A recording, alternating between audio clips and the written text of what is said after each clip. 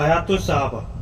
Topic हज़रत ज़फ़र बिन अबी तालिब रज़ी अल्लाह ताला अन्हु और सहाबा इकराम रज़ी अल्लाह ताला अन्हु का पहले हबशा फिर मदीना हिजरत करना। हज़रत मोहम्मद बिन हातिब रज़ी अल्लाह अन्हु फरमाते हैं कि अल्लाह के रसूल सल्लल्लाहु अलैहि वसल्लम ने फरमाया, मैंने ख्वाब में एक खजूरों वाली ज़मीन देखी है, तुम लोग वहाँ चले जाओ। चुनांचे हज़रत हातिब और हज़रत ज़ाफ़र रज़ी अल्लाह ताला अन्हु समंदर के रास्ते में रवाना हुए। हज़रत मोहम्मद फरमाते हैं कि मैं उसी कश्ती में पैदा हुआ जिसमें ये लोग रवाना हुए थे। हज़रत उमैर बिन इसहाक फरमाते हैं कि हज़रत ज़ाफ़र रज़ी अल्लाह ताला ने हुज़ूर सल्लल्लाहु अलैहि वसल्लम की खिदमत में अर्ज़ किया, ए अल्लाह के रसूल सल्लल्लाहु अलैहि वसल्लम, आप मुझे इजाज़त दें कि मैं किसी ऐसी सरज़मीन में चला जाऊं जहां मैं बगैर किसी खौफ खतरे के अल्लाह की इबादत कर सकूं। हुज़ूर सल्लल्लाहु अलैहि वसल्लम ने आपको इजाज़त दे दी। एक नजाशी के पास चले गए, फिर उन्होंने पूरी हदीस जिक्र की जैसे कि बहुत जल्दी आएगी। हज़रत उम्मे सलमा रज़ी अल्लाह अन्हा फरमाती हैं कि जब मक्का की ज़मीन मुसलमानों पर तंग हो गई, अल्लाह के रसूल सल्लल्लाहु अलैहि वसल्लम के बड़े सहाबा हर तरह से सताए गए, उनको बड़ी आजमाइशों में डाला गया। उन्होंने देखा कि दीन की वजह से उन पर आजमाइशें मुसीबतें आ रही हैं, और ये भी देख लिया कि हुज़ूर सल्लल्लाहु अलैहि वसल्लम उनको इन आजमाइशों और मुसीबतों से बचा नहीं सकते, और ख़ुद हुज़ूर सल्लल्लाहु अलैहि वसल्लम अपनी कौम और चचा की वजह से हिफाजत में है, जिसकी वजह से हुज़ूर सल्लल्लाहु अलैहि वसल्लम को कोई नागवार बात पेश नहीं आती और ना आपको सहाबा वाली तकलीफ़ें पहुँचती। हुज़ूर सल्लल्लाहु अलैहि वसल्लम ने अपने सहाबा से फरमाया कि मुल्क हबशा में एक ऐसा बादशाह है जिसके यहाँ किसी पर जुल्म नहीं होता, इसलिए तुम उसके मुल्क में जाओ, यहाँ तक कि अल्लाह तुम्हें इस तंगी से निजात दे जिन मुसीबतों में तुम फंसे हो, उनसे निकलने का रास्ता बना दे। इसलिए हम लोग जमातें बनाकर हबशा जाने लगे। वहाँ जाकर हम इकट्ठे हो गए, हम वहाँ रहने लगे। बड़ा अच्छा इलाका था, वहाँ के लोग बेहतरीन पड़ोसी थे। हम इत्मीनान से अपने दीन पर चलने लगे, वहाँ हमें किसी किस्म के जुल्म का अंदेशा ना था। जब कुरैश ने यह देखा कि हमें रहने के लिए इलाका मिल गया है जहाँ हम अमन से रह रहे हैं, तो उन्हें ये बहुत बुरा लगा, उन्हें हम पर बहुत बड़ा गुस्सा आया। उन्होंने जमा कर ये फैसला किया कि वे हमारे बारे में नजाशी के पास एक जमात भेजेंगे जो हमें नजाशी के मुल्क से निकाल कर उनके पास मक्का वापस ले आए। इसलिए उन्होंने अमर बिन आस और अब्दुल्ला बिन अबी रबिया को वफ़ के तौर पर भेजना तय किया। नजाशी और उसके जनरलों के लिए बहुत से तोहफे जमा किए, उनमें से हर एक के लिए अलग अलग तोहफा तैयार किया। उन लोगों से कहा कि सहाबा के बारे में बात करने से पहले हर जनरल को उसका तोहफा दे देना, फिर नजाशी को उसके तोहफे देना।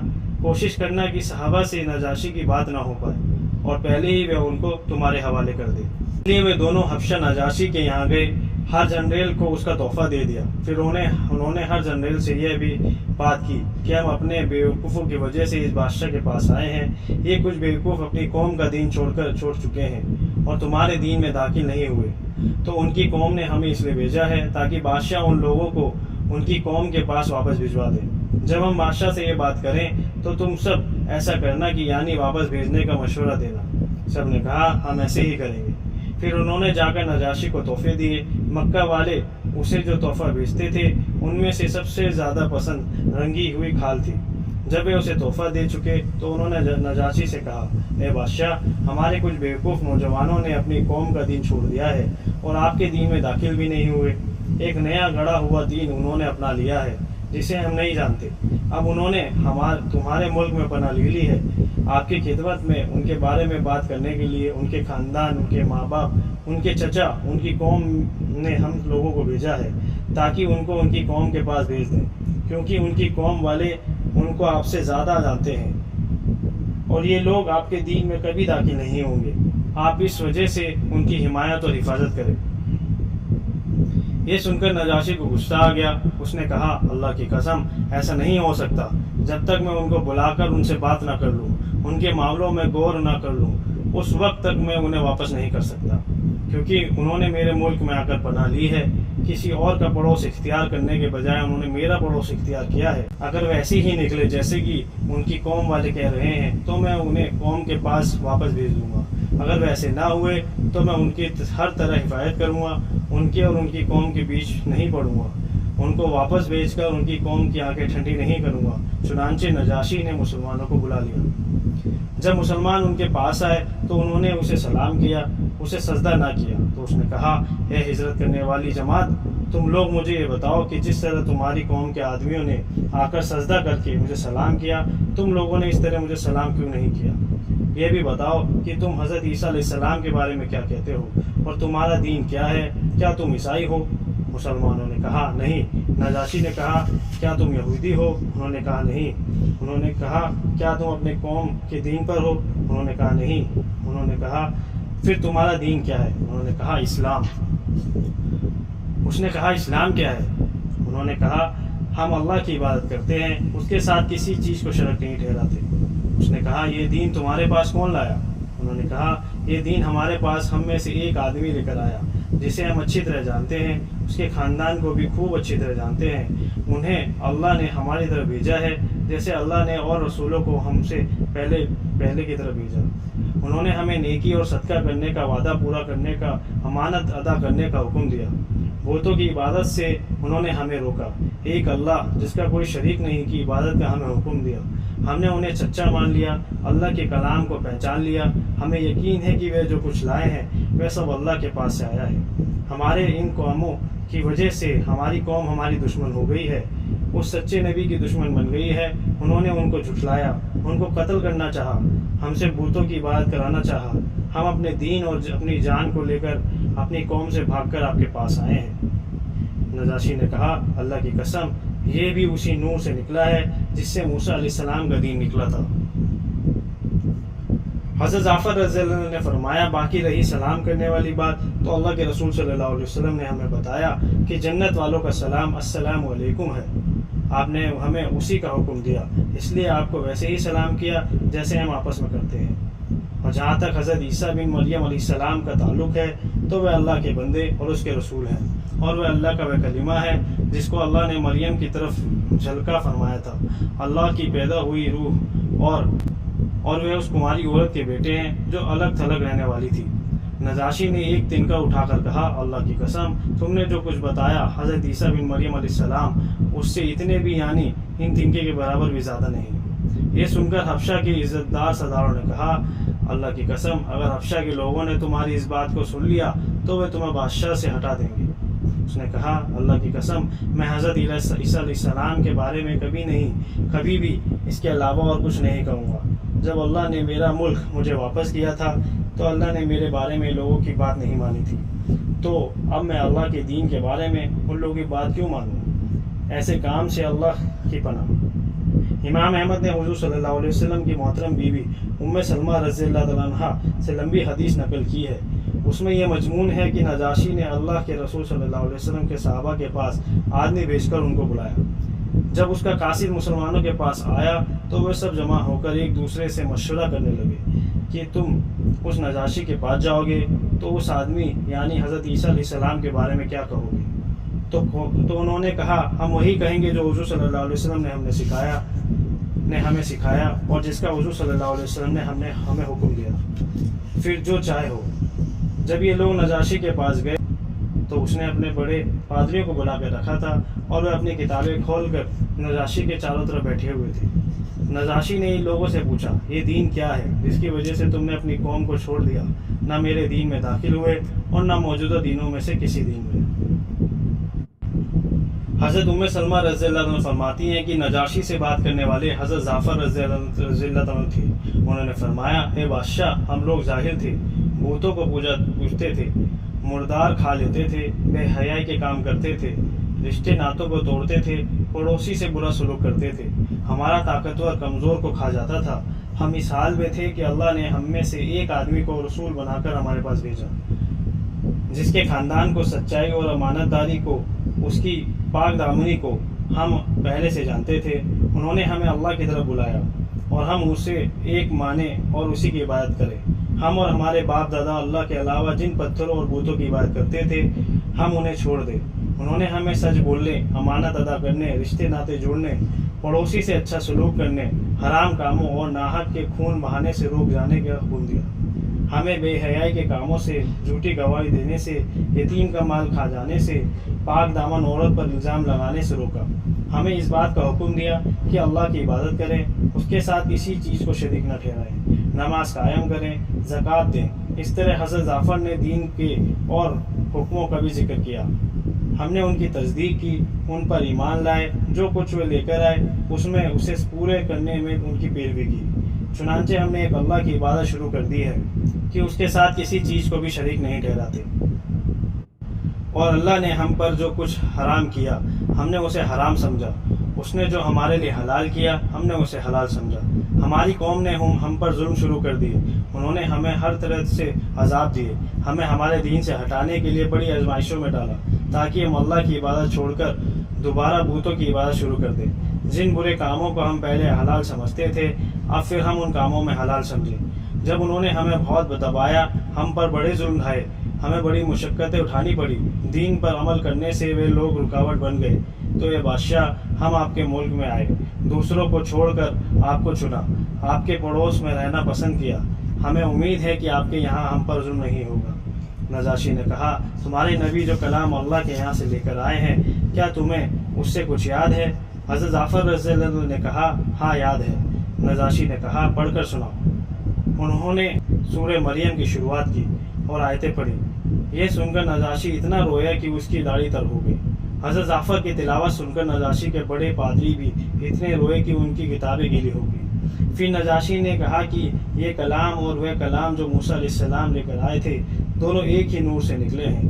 قریش کے دونوں قاصدوں سے نجاشی نے کہا، تم دونوں یہاں سے چلے جاؤ، میں ان لوگوں کے کو تمہارے حوالے نہیں کر سکتا، بلکہ اسے سوچ بھی نہیں سکتا۔ جب وہ دونوں نجاشی کے دربار سے باہر آئے تو عمر بن عاص نے اپنے ساتھی سے کہا، آج تو بات ہو چکی، اللہ کی قسم میں کل نجاشی کے پاس جا کر ان مسلمانوں کا ایسا عیب بیان کروں گا جس سے مسلمانوں کی جماعت کی جڑ کٹ جائے گی۔ ان دونوں میں سے عبداللہ بن ابی ربیعہ ہمارے بارے میں ذرا احتیاط کرنے والے اور نرم تھے، اس لیے اس نے کہا، ایسا نہ کرو، کیونکہ چاہے یہ ہمارے مخالف ہیں لیکن ہے تو ہمارے رشتہ دار۔ عمر بن عاص نے کہا، اللہ کی قسم میں تو نجاشی کو ضرور بتاؤں گا کہ یہ مسلمان حضرت عیسیٰ بن مریم علیہ السلام کو اللہ کا بندہ سمجھتے ہیں۔ اس لیے اگلے دن حضرت عمر بن عاص نے نجاشی کے یہاں جا کر کہا، اے بادشاہ، یہ مسلمان حضرت عیسیٰ بن مریم علیہ السلام کے بارے میں گستاخی کی بہت بڑی باتیں کرتے ہیں، آپ آدمی بھیج کر ان کو بلائیں، ان سے پوچھیں کہ وہ حضرت عیسیٰ علیہ السلام کے بارے میں کیا کہتے ہیں۔ چنانچہ نجاشی نے مسلمان کے پاس آدمی بھیجا اور بادشاہ مسلمانوں سے حضرت عیسیٰ علیہ السلام کے بارے میں پوچھنا چاہتے تھے۔ حضرت ام سلمہ رضی اللہ عنہ فرماتی ہیں، ایسی پریشانی ہم پر کبھی نہیں آئی تھی۔ چنانچہ سارے مسلمان جمع ہوئے، وہ ایک دوسرے سے کہنے لگے، جب نجاشی تم سے عیسیٰ علیہ السلام کے بارے میں پوچھے گا تو تم ان کے بارے میں کیا کہو گے؟ تو مسلمانوں نے طے کیا کہ اللہ کی قسم ہم وہی کہیں گے جو اللہ نے ان کے بارے میں فرمایا اور جو ہمارے نبی محمد صلی اللہ علیہ وسلم ہمارے پاس لے کر آئے، ہم تو سچی بات بتائیں گے چاہے جو کچھ ہو جائے۔ چنانچہ جب مسلمان نجاشی کے پاس گئے تو اس نے ان سے کہا، تم لوگ حضرت عیسیٰ بن مریم علیہ السلام کے بارے میں کیا کہتے ہو؟ حضرت جعفر بن ابی طالب رضی اللہ عنہ نے نجاشی کو یہ جواب دیا، جب کہ ہم ان کے بارے میں وہی کہتے ہیں جو ہمارے نبی ہمارے پاس لے کر آئے، وہ اللہ کے بندے اور رسول اور اس کی پیدا ہوئی روح ہے، اور وہ اللہ کا وہ کلمہ ہے جس کا اللہ نے کنواری اور مردوں الگ تھلگ کرنے والی مریم کی طرف جلکہ فرمایا تھا۔ نجاشی نے اپنا ہاتھ زمین کی طرف بڑھایا، ایک تنکا اٹھا کر کہنے لگا، اللہ کی قسم تم نے جو کہا حضرت عیسیٰ علیہ السلام اس سے اس تنکے کے برابر بڑے ہوئے نہیں۔ یہ سن کر نجاشی کے چاروں طرف بیٹھے ہوئے اس کے کمانڈر غصے میں بڑبڑانے لگے۔ نجاشی نے کہا، چاہے تم کتنا بڑبڑاؤ، اللہ کی قسم بات تو یہی ہے۔ پھر مسلمانوں سے کہا، تم جاؤ، تمہیں ہمارے دیش میں ہر طرح کا امن ہے، جو تمہیں گالی دے گا اسے جرمانہ دینا پڑے گا، جو تمہیں گالی دے گا اسے جرمانہ دینا پڑے گا۔ مجھے یہ بات ہرگز پسند نہیں ہے کہ تم میں ایک آدمی کو بھی ذرا بھی تکلیف پہنچ جائے۔ مجھے سونے کا ایک پہاڑ مل جائے اور اپنے آدمیوں سے کہا، ان دونوں کے تحفے انہیں واپس کر دو، مجھے ان کی ضرورت نہیں۔ اللہ کی قسم جب اللہ نے میرا دیش مجھے واپس کیا تھا تو مجھ سے کوئی رشوت نہ لی تھی، تو میں اللہ کے معاملے میں کیسے رشوت لے سکتا ہوں؟ اللہ نے میرے بارے میں لوگوں کی بات نہیں مانی تھی، تو میں جب اللہ کے بارے میں لوگوں کی بات کیوں مانوں؟ چنانچہ قریش کے دونوں قاصد اپنے تحفے لے کر ذلیل و رسوا ہو کر اس کے دربار سے باہر آئے۔ ہم لوگ اس کے یہاں اطمینان سے رہنے لگے۔ علاقہ بہترین تھا، وہاں کے لوگ اچھے پڑوسی تھے۔ نجاشی کے حالات ٹھیک چل رہے تھے کہ اچانک ایک دشمن نے اس سے دیش چھیننے کے لیے اس پر چڑھائی کر دی۔ اللہ की कसम उस वक्त जितना हमें गम हुआ उससे ज़्यादा गम हमें कभी नहीं हुआ। वह इस डर की वजह से ये दुश्मन कहीं नजाशी पर नाबालिग गालिब ना आ जाए तो ऐसा आदमी बादशाह ना बन जाएगा जो हमारे हक़ों को बिल्कुल ना पहचानता होगा। नजाशी तो हमारे हक़ का खूब पहचानता है। चुनांचे नजाशी दुश्मन के मुकाबले के लिए चल पड़ा। उसके और दुश्मन के बीच दरियाल नील पड़ा था। नजाशी ने अपनी फ़ौज लेकर दरियाए नील पार किया और वहाँ लड़ाई का मोर्चा कायम किया। हुज़ूर सल्लल्लाहु अलैहि वसल्लम के सहाबा किराम रज़ियल्लाहु ताला अन्हुम ने आपस में कहा, कौन आदमी ऐसा है जो इस लड़ाई का हाल अपनी आंखों से जाकर देखे और फिर हमें आकर सारी खबर बता दे। हज़रत ज़ुबैर बिन अव्वाम रज़ियल्लाहु अन्हु ने फरमाया, मैं तैयार हूँ। लोगों ने कहा, हाँ तुम ठीक हो। वह सहाबा में सबसे कम उम्र थे। चुनांचे मुसलमानों ने दरियाए नील पार करने के लिए एक मशक में हवा भरकर उनको दी। उन्होंने अपने सीने से वह मशक बांध ली। उस पर तैरते हुए नील नदी के किनारे पर पहुंच गए जहां लड़ाई हो रही थी। फिर कुछ देर चले, फिर वे फ़ौज के पास पहुंच गए। हम लोगों ने नजाशी के लिए अल्लाह से दुआ की कि अल्लाह इसे दुश्मन पर गालिब फरमा, पूरे देश में इसकी हुकूमत को मजबूत फरमा। हम लोग दुआ मांगते रहे। लड़ाई का नतीजा मालूम करने के इंतज़ार में थी कि अचानक हज़रत ज़ुबैर सामने से दौड़ते हुए नजर आए, जो कि कपड़ा हिलाकर ये कह रहे थे कि तुम्हें खुशखबरी हो, नजाशी कामयाब हो गए और अल्लाह ने उनके दुश्मन को हलाक कर दिया, इसकी हुकूमत को उसके मुल्क में मजबूत कर दिया। हज़रत उम्मे सलमा रज़ियल्लाहु अन्हा फरमाती हैं कि मुझे याद नहीं कि हमें कभी इतनी खुशी हो जितनी हमें इस खबर से हुई। नजाशी भी वापस आ गया, अल्लाह ने उसका दुश्मन हलाक कर दिया, उसकी हुकूमत को मुल्क में मजबूत कर दिया। हफ्शा की हुकूमत उसके हक़ में मजबूत हो गई। चुनांचे उसके पास बड़े आराम और इत्मीनान से रह रहे। फिर हम लोग मक्का हुज़ूर सल्लल्लाहु अलैहि वसल्लम की खिदमत में वापस आ गए। हज़रत अब्दुल्ला बिन मसूद रज़ियल्लाहु अन्हु फरमाते हैं कि अल्लाह के रसूल सल्लल्लाहु अलैहि वसल्लम ने हमें नजाशी के यहाँ भेजा।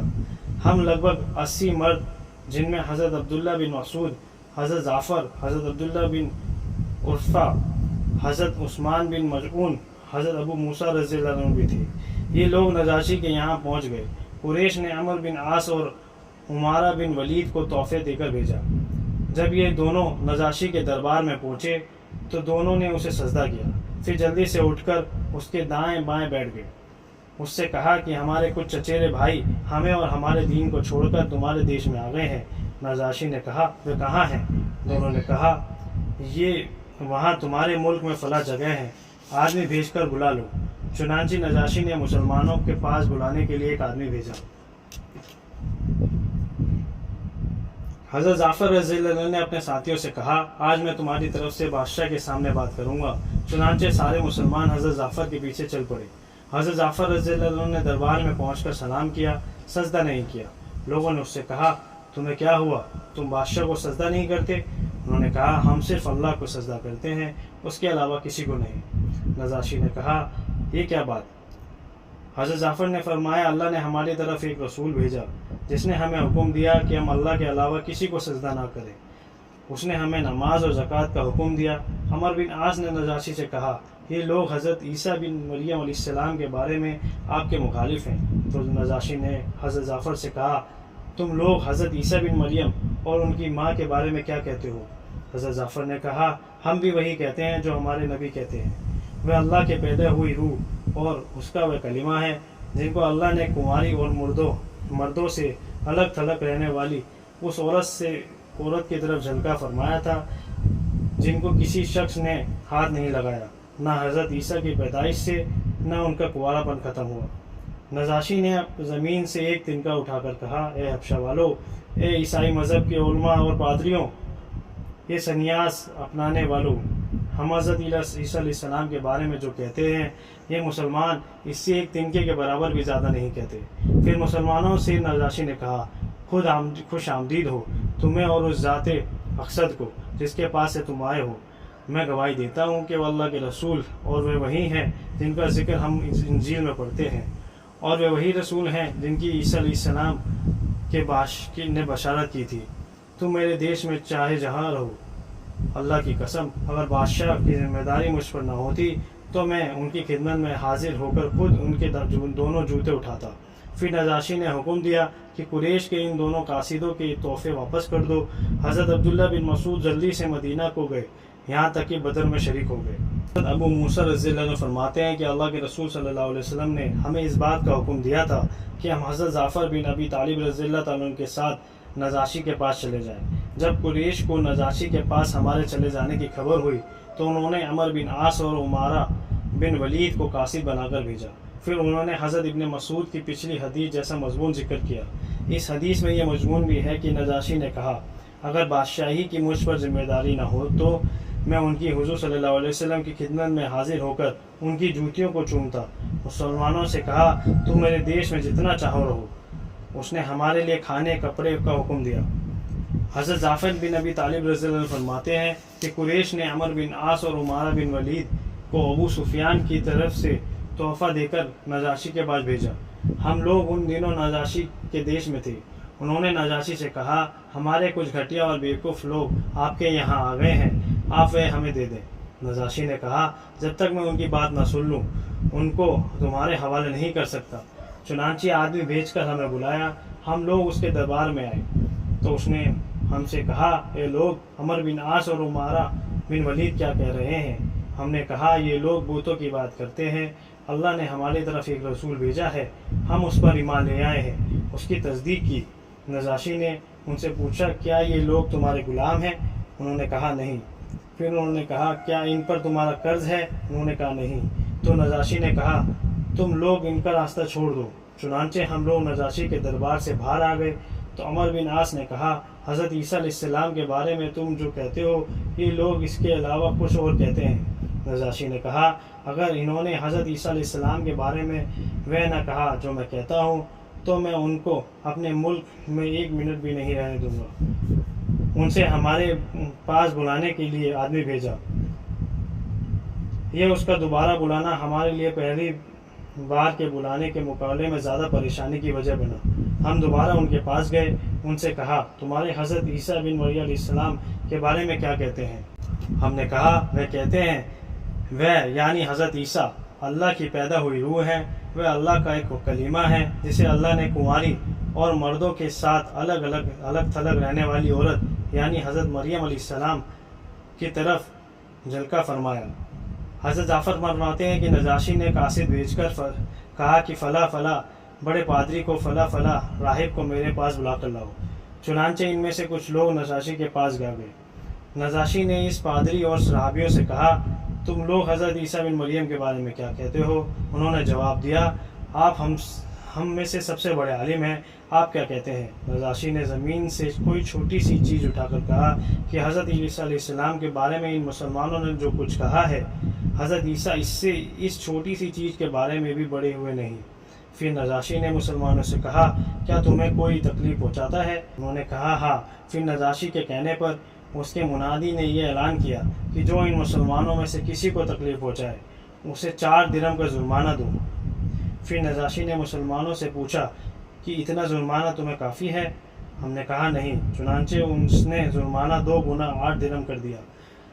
جب حضور صلی اللہ علیہ وسلم ہجرت فرما کر مدینہ تشریف لے گئے، آپ کا وہ غلبہ ہو گیا تو ہم نے نجاشی سے کہا کہ اللہ کے رسول صلی اللہ علیہ وسلم غالب آ گئے ہیں، ہجرت فرما کر مدینہ تشریف لے گئے ہیں، اور جن کافروں کے ستانے کے بارے میں ہم آپ کو بتایا کرتے تھے حضور صلی اللہ علیہ وسلم نے ان سب کو قتل کر دیا ہے، اس لیے اب ہم حضور صلی اللہ علیہ وسلم کے پاس جانا چاہتے ہیں، آپ ہمیں واپس جانے کی اجازت دے دیں۔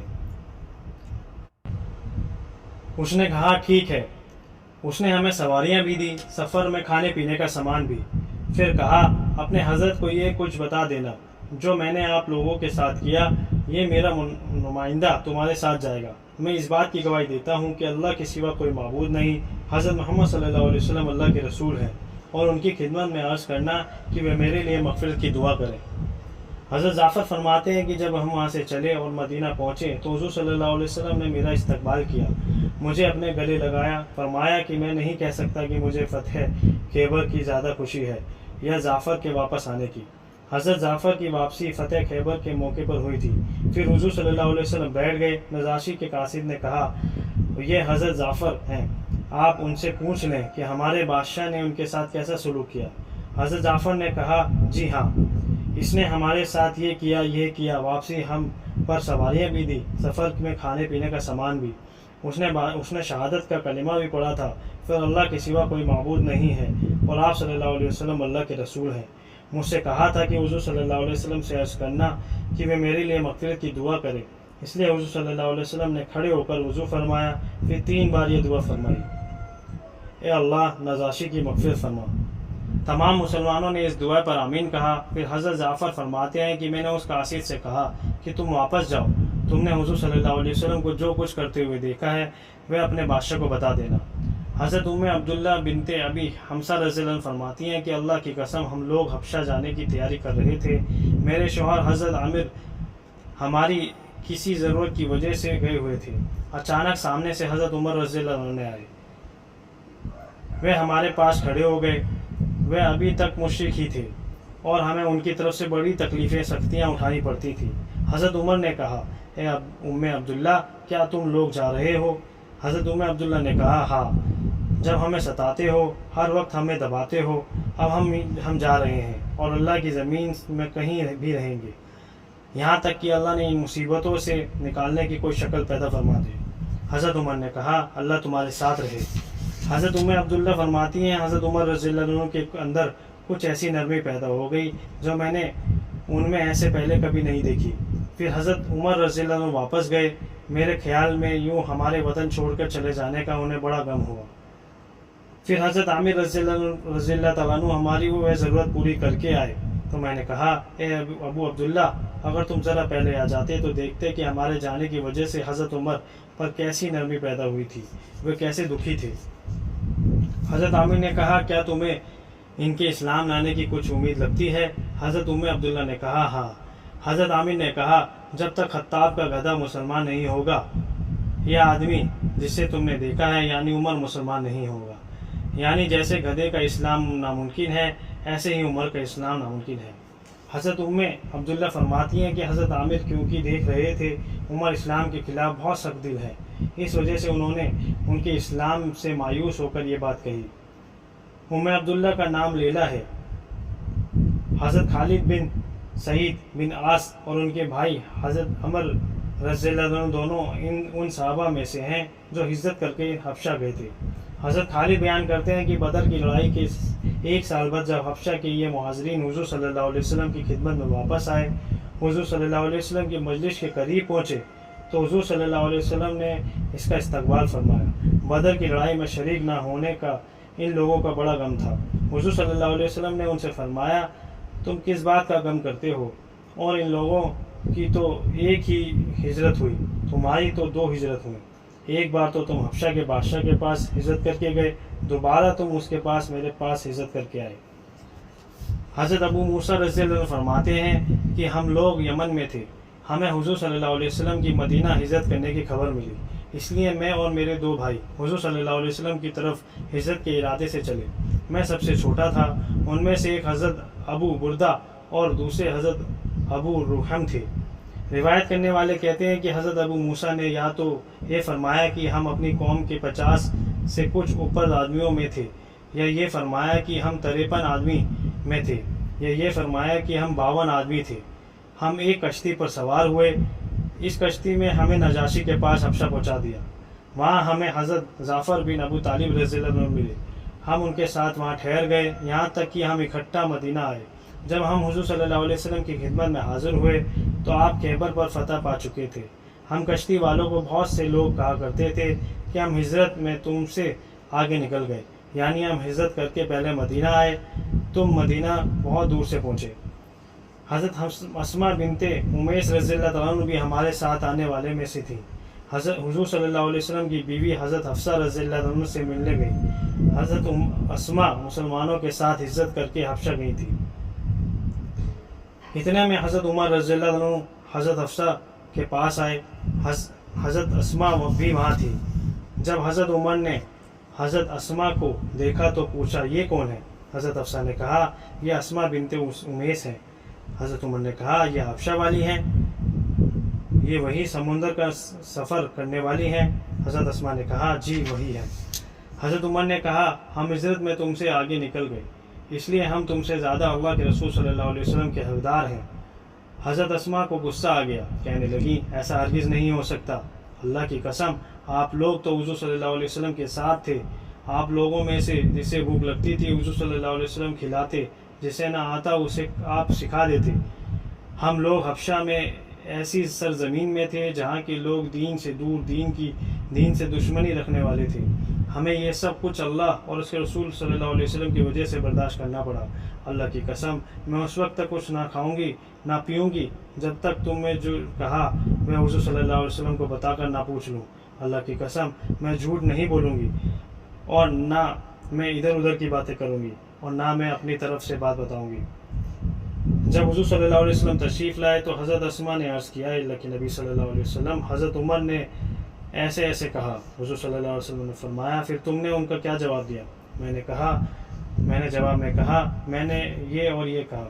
حضور صلی اللہ علیہ وسلم نے فرمایا، تم سے زیادہ میرے حقدار نہیں ہے۔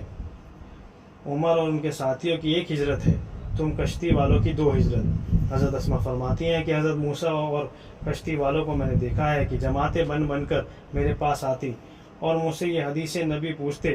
حضور صلی اللہ علیہ وسلم نے ان کے بارے میں جو یہ فضیلت بیان فرمائی تھی، ان کو اس سے زیادہ نہ کسی چیز سے خوشی تھی، نہ ان کے نزدیک اس سے زیادہ کوئی چیز بڑی تھی۔ حضرت اسماء کہتی ہیں کہ میں نے حضرت ابو موسیٰ کو دیکھ کر یہ خوشی کی وجہ سے بار بار مجھ سے یہ حدیث سنتے۔ حضرت ابو موسیٰ رضی اللہ عنہ فرماتے ہیں کہ حضور صلی اللہ علیہ وسلم نے فرمایا، اشری ساتھی جب رات کو قرآن پڑھتے تو میں ان کی آواز کو پہچان لیتا، رات کو ان کے قرآن پڑھنے کی آواز سن کر ان کی قیام گاہوں کو معلوم کر لیتا، چاہے میں نے دن میں ان کی قیام گاہیں نہ دیکھی ہوں کہ کہاں ہیں۔ ان اشری ساتھیوں میں سے حضرت حکیم بھی تھے۔